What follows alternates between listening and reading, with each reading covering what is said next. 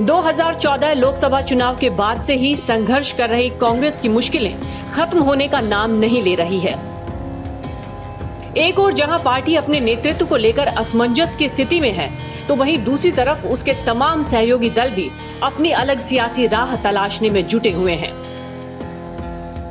माना जा रहा है कि 5 राज्यों के चुनाव के बाद एक बार फिर से गैर बीजेपी और गैर कांग्रेसी दलों को एक मंच पर लाने की मुहिम फिर से शुरू होने वाली है और इसे अमली जामा पहनाने में जुटे हैं एनसीपी प्रमुख शरद पवार। ऐसे में सवाल उठ रहे हैं कि क्या शरद पवार के दांव से विपक्ष में कांग्रेस क्या अलग थलग पड़ जाएगी। दरअसल शरद पवार ने अपने एक बयान में कहा है कि देश में इस समय एक तीसरे मोर्चे की जरूरत है और इसके लिए अलग अलग दलों से बातचीत भी हो रही है। सीताराम येचुरी ने भी इसकी वकालत की है। हालांकि शरद पवार ने यह भी कहा कि अभी तक तीसरे मोर्चे को लेकर कोई आकार नहीं दिया गया है।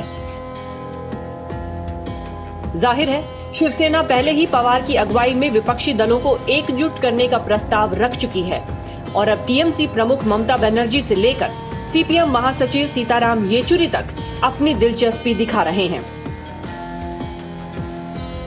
एनसीपी प्रमुख ने कहा, पश्चिम बंगाल जैसे राज्यों में केंद्रीय नेतृत्व की ओर से किए जा रहे हमलों को देखते हुए किसी भी डेमोक्रेटिक पार्टी को ममता का समर्थन करना चाहिए। बकौल पवार सीताराम येचुरी फोन पर अल्टरनेटिव मंच बनाने का जिक्र कर चुके हैं। इसके बारे में सोचिए, हम मिनिमम एडमिन प्रोग्राम बनाते हैं, इसीलिए इसमें कोई कॉन्ट्राडिक्शन नहीं है। कई नेता अल्टरनेटिव फ्रंट बनाने की बात कर चुके हैं और इस पर गंभीरता से विचार कर रहे हैं।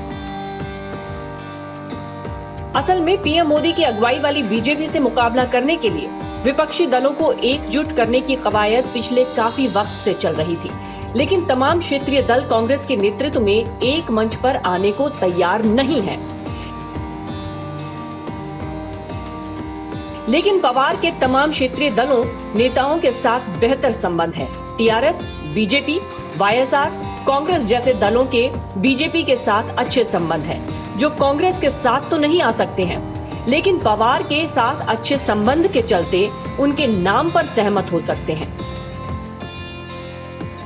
वहीं जेएमएम, आरजेडी, एसपी और लेफ्ट जैसे दल पवार के साथ खड़े दिखते हैं।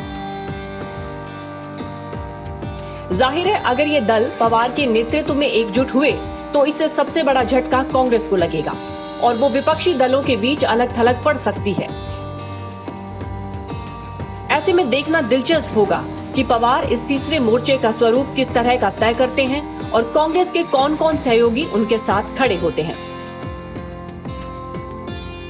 Bureau report.